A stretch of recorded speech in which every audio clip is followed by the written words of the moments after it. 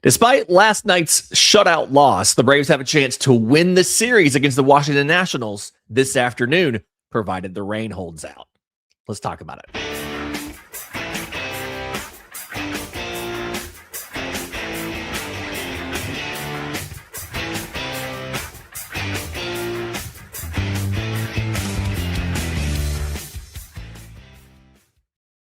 Yes, this is the Braves Today Scouting Report, a production of the Believe Podcast Network and presented to you by FanDuel. I'm Lindsey Crosby. In the next 10-ish minutes, we're breaking down everything you need to know before first pitch. Today, it's the Braves and the Nationals in the series finale, so let's get into it. Both teams have put their lineups out for the day.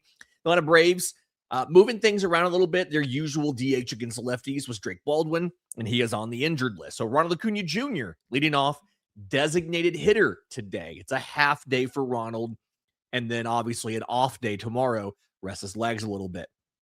Mauricio Dubon is batting second in left field.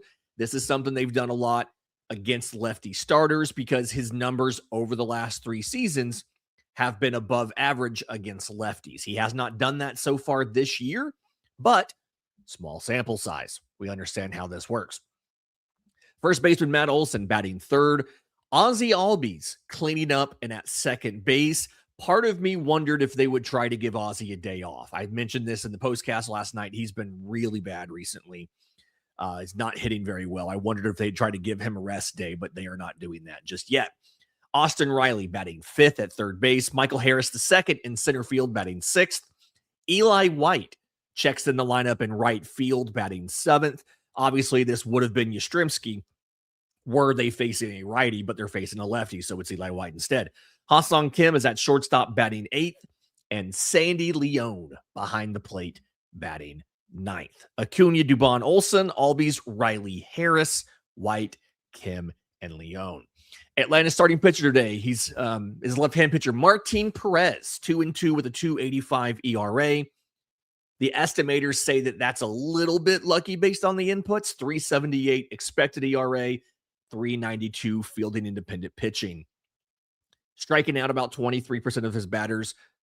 Walk rate of only 8%. The league average is up close to 10%, so that is a well above average mark for Martín Pérez. You like to see that. It is a 5-pitch mix: sinker, changeup, curveball, cutter, and four-seamer. He leads with the changeup versus righties. It's changeup, cutter to righties. It's sinker, changeup to lefties. Guys to watch against Martín Pérez today. C.J. Abrams is 2 for 5 with a solo homer. James Wood is 1 for 2 with a home run. So those are your two guys to kind of watch for. And obviously, the guys you're going to watch for anytime you play the Nationals, really. When you get to the Nationals lineup, James Wood is now in left field for this one, leading off. I believe he's played both left and right and DH'd in the 3 games against Washington in this series. Curtis Mead checks in at third base, batting second. Andres Chaparro is at first base, batting third. So lefty, righty, righty, and then you bring in lefty C.J. Abrams cleaning up where he's been pretty much all season. Dylan Cruz playing right field, batting fifth.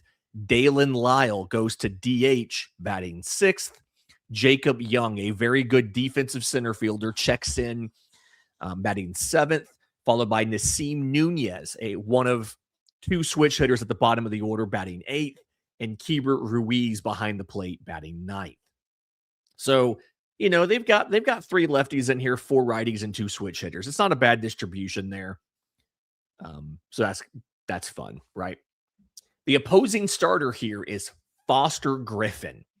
He is 5-2 with a 4.02 ERA this year. And a lot of the ERA estimators have him pretty much around what around that number. 4.38 expected ERA, 4.66 field and independent pitching. He lives and dies by his breaking balls. The fastballs don't rate out that well. He's averaging around 91.3 or so on the fastballs. He throws 2 different off-speed pitches, a changeup and a splitter. They don't rate that well either. He's living again off the breaking balls. He throws both a sweeper and a curveball. And the way that he uses these pitches is Kind of interesting. Against lefties, it's fastball sweeper mix, and it's all three fastballs.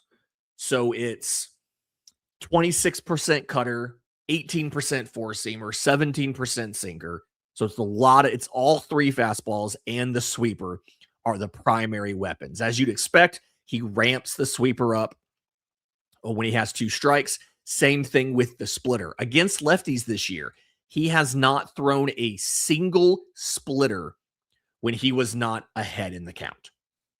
Not a single one. He only uses the splitter against lefties when he is ahead in the count. So just don't let him do that. Sweeper and splitter are the two put away pitches when he's ahead and when he has two strikes. He does ramp up four seam usage a little bit, though, when he has two strikes as well, which is an odd adjustment, especially when you're throwing 91 miles an hour. His cutter is the primary pitch he uses to get back into at-bats when he's behind and before he gets to two strikes. So watch if he hangs a cutter. Cutters are best used on the edges of the zone. Guys give up on it thinking it's going to be a ball and you break it back for a strike, or they think it's going to be a fastball in the outer third and you take it off the plate and they end up, weak ground ball, things like that. So if he hangs a cutter, there's a chance the Braves could bang it here. When you look at his righty arsenal, fastball changeup oriented. Again, cutter is the primary fastball there. He does throw four seamers. He doesn't really use the sinker a lot on opposite handedness here. He ramps up the cutter usage to over 50% when he's behind in the count. The splitter, he does occasionally throw early splitters and before he gets two strikes, but when he's ahead and with two strikes is the main time to use that splitter. The thing that makes that splitter hard here for the Braves is they have very limited exposure to lefty splitters over the last 2+ seasons, and most of the guys that have seen them haven't hit them. I went back to 2024, from 2024 to now, to look at how everybody on Atlanta's roster is doing against lefty splitters. Matt Olson, Michael Harris have a 44% whiff rate, but they each have two singles off of lefty splitters. Mauricio Dubon is 1 for 3 with a double and a strikeout. That double from Dubon, if I remember right, was against Foster Griffin. Like he did that back in April when these teams faced off. Drake Baldwin homered in that game. Obviously, he's not here. Eli White homered in that game, so that's kind of exciting. Austin Riley drew the lone Braves walk off of Griffin. But just a lot of guys don't have experience with lefty splitters. Ozzie Albies, last 3 seasons, 1 for 13, 3 strikeouts, 33% whiff rate. Ronald Acuna Jr., lefty splitters, 0 for 10, 4 strikeouts, 52.9% whiff rate. So if the Braves end up struggling here, you have an idea as to what's going on, right? It's the lefty splitter, and they're just not used to seeing it. So just don't let them get to 2 strikes, right?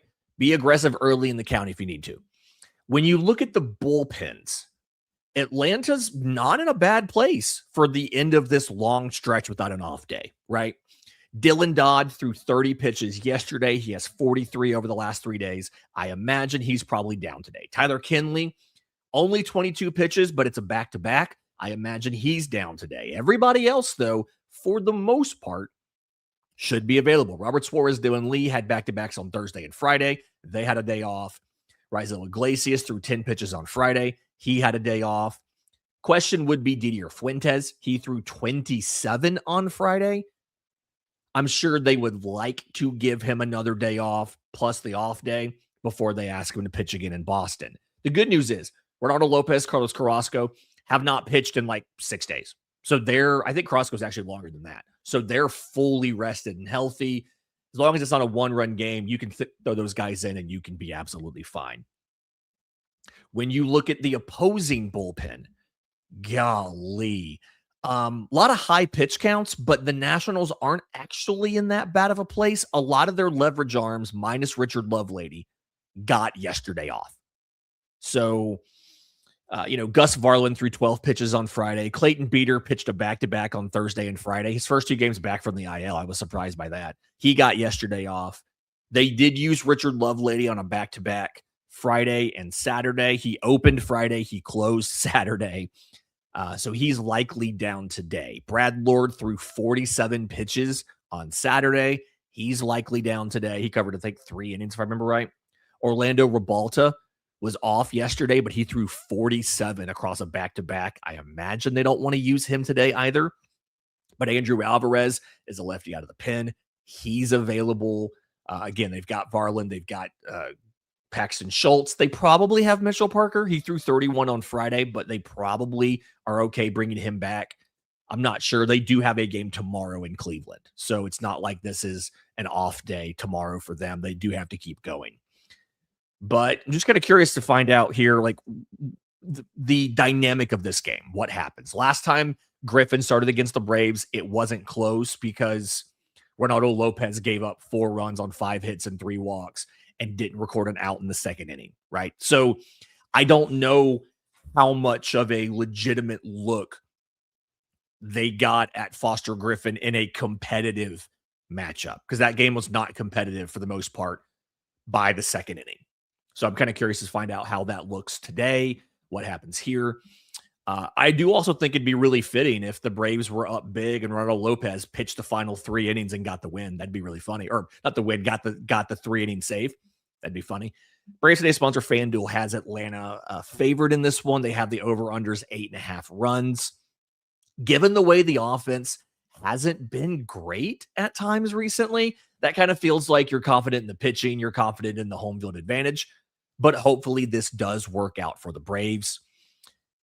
And I strangely feel good about this. You've only lost 1 series all year. Your bullpen is set up. You have the different, you have the options in the lineup. You have a starting pitcher that even when things don't go great, like the last time he was out there, he was able to rally and fix it. So feel good about this one. That's your Braves Today scouting report. If you want the deeper analysis, the lineup breakdowns, everything behind the numbers, make sure you're subscribed to Braves Today. Enjoy the game. We'll be back after it with the postcast over on Locked On Sports Atlanta and our game story called Today's 3 Things over at bravestoday.com.